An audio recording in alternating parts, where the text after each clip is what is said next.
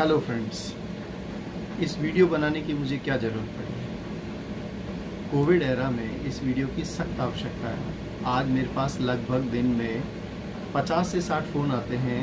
Doctor साहब कहीं से भी रेमडेसिविर, टोसिलिजुमाब, प्लाज्मा इन सब का बंदोबस्त कराओ। कैसे भी करके मेरे मरीज को ये प्लाज्मा मिल जाए, रेमडेसिविर मिल जाए, टोसिलिजुमाब मिल जाए तो मेरा मरीज बच जाए।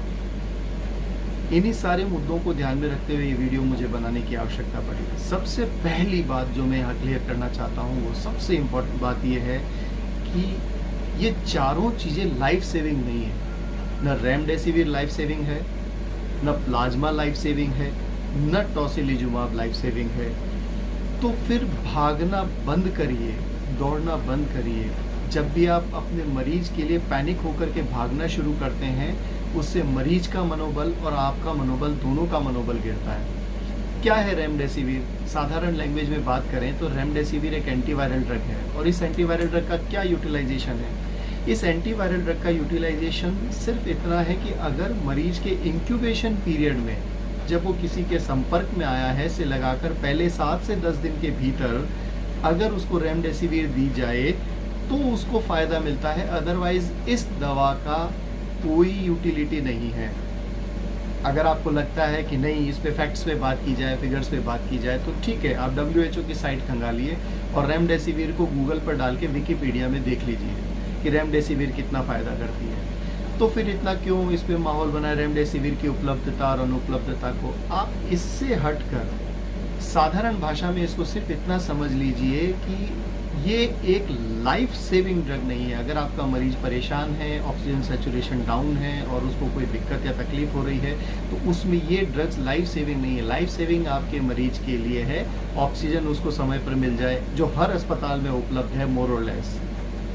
दूसरा, उसके लिए लो मोलिकुलर हेपेरिन या एंटीकोएगुलेंट जो हर अस्पताल में उपलब्ध है और सरकार में फ्री में उपलब्ध है। और तीसरा, कोई भी स्टेरॉइड जो उस इन्फ्लामेशन को रोक सके। ये 3 लाइफ सेविंग चीज़ें हैं जो हर अस्पताल में मोर और लेस अवेलेबल हैं, जिसके कारण से पेशेंट को सर्वाइव किया जा सकता है या बचाया जा सकता है। अच्छा, दूसरी बात यहाँ करते हैं कुछ फैक्ट्स एंड फिगर्स की। लोग कहते हैं अभी भय का पूरा माहौल है, हर न्यूज़ चैनल पे संक्रमित की दर बताई जा रही है, रिकवरी की दर कोई नहीं बता रहा। कितना पैनिक क्रिएट किया है।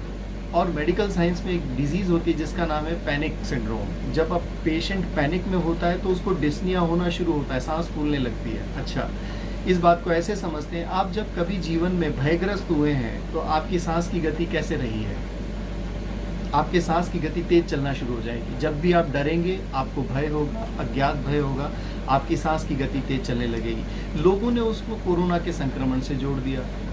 तो ये भय के माहौल में कोई जिम्मेदारी समझे इस चीज़ को कि इसको पैनिक से निकाल के पॉजिटिविटी की ओर लेकर के जाया जाए। सरकार के प्रयास दुरुस्त हैं, सरकार हर जगह प्रयास कर रही है अपना कि ऑक्सीजन को पहुंचाया जाए, लाइफ सेविंग ड्रग्स को पहुंचाया जाए।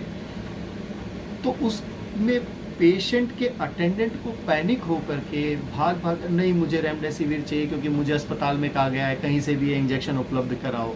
कुछ नहीं बनने वाला है इससे। आपका पेशेंट अगर वेंटिलेटर पर है, अगर आपका पेशेंट और किसी तकलीफ़ में है, तो उस स्थिति में आप एक ऑर्नामेंटेशन कह सकते हैं। जैसे सपोज़ मुझे भूख लगी है और मुझे खाना खाना है और मेरे थाली में 2 सब्जी है, दाल है, पापड़ है, रोटी है और सलाद है। मैंने खाना खा लिया, लेकिन नहीं, मुझे तो रसगुल्ला भी चाहिए, इस रसगुल्ले से ही मेरा पेट भरेगा। तो ये ऑर्नामेंटेशन हम कह सकते हैं। जैसे प्लाज्मा थेरेपी है, प्लाज्मा थेरेपी ठीक है, अच्छा है, लेकिन अगर नहीं मिल पा रहा है कहीं से, तो उसमें पैनिक क्रिएट करने की कोई आवश्यकता नहीं है। तो इस चीज़ के लिए मुझे ये वीडियो बनाने की आवश्यकता पड़ी, क्योंकि मेरे पास दिन में कम से कम नहीं करते हुए भी 50 से 100 कॉल के आसपास आ जाते हैं, डॉक्टर साहब कहीं से भी उपलब्ध कराओ। उपलब्ध हो गया बहुत अच्छा, लेकिन अगर उपलब्ध नहीं हुआ तो ये आपके मरीज की जान बचाने के लिए 100% फ़ायदेमंद होगा, ये ज़रूरी नहीं है। इस बात को समझना ज़रूरी है।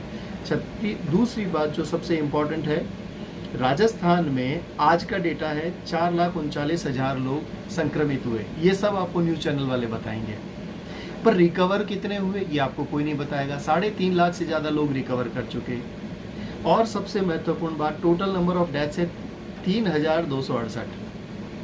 अब 3000 लोग तो मर गए ना डॉक्टर साहब, आपको ऐसे कैसे लगता है कि 3000 लोगों का कोई वैल्यू नहीं था? तो आप बात को समझिए। भारत में पहले 10 जो मॉर्टेलिटी की कॉज हैं, आप गूगल पे जाके सर्च करिए, उसमें सबसे पहला होता है कार्डियोवैस्कुलर डिजीजेज।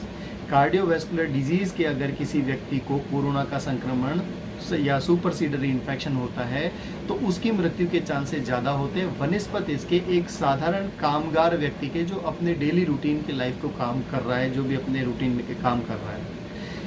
85% लोग बिना किसी इलाज के, बिना किसी दवा के बिल्कुल ठीक हो रहे हैं अपने घर में, सेल्फ आइसोलेशन से, सोशल डिस्टेंसिंग से, इन सारी चीज़ों से।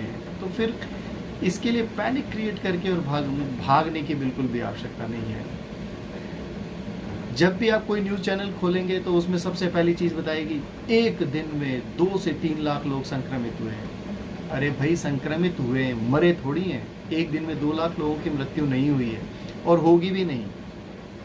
इसकी अगर आप मोर्टेलिटी निकालेंगे, सपोज जैसे राजस्थान की overall mortality rate, not Covid, Rajasthan राज्य की जनसंख्या लगभग 7 करोड़ के आसपास है और राजस्थान राज्य में प्रति 1000 जन्मे बच्चों में से 5.9 यानी लगभग 6 मृत्यु दर में माना जाता है। 1000 में से 6 नवजात शिशुओं से जो एक मोर्टेलिटी रेट निकाली जाती है, भाई कितने लोगों मृत्यु दर के हिसाब से।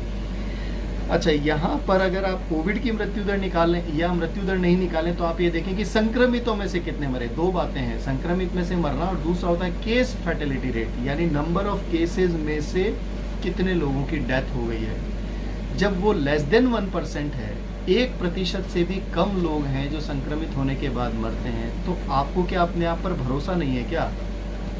तो अपनी पॉजिटिविटी को बनाए रखिए, अपने भीतर की प्राण शक्ति को बनाए रखिए और हर वक्त अपने आप से ये वादा कीजिए कि मैं बिल्कुल ठीक हूँ और कुछ नहीं होगा मुझे और मेरे परिवार को। इस तरह की पॉजिटिविटी इस पूरे एटमॉस्फेयर में जब आप फैलाएंगे तो हो सकता है आपसे, आपके पड़ोसियों से, प्लस अगल बगल के लोगों को भी आपसे उस तरह की ऊर्जा मिलेगी। वनिस्पत इसके आप जब भागना शुरू करेंगे। मेरी सहानुभूति उन सभी लोगों के साथ है जिनके परिवारजन या जो लोग कोविड से संक्रमित हैं, उन सब के लिए मेरा ये मूल मंत्र है कि वो अपने आप से ये कहते रहें या दोहराते रहें, मैं बिल्कुल ठीक हूँ।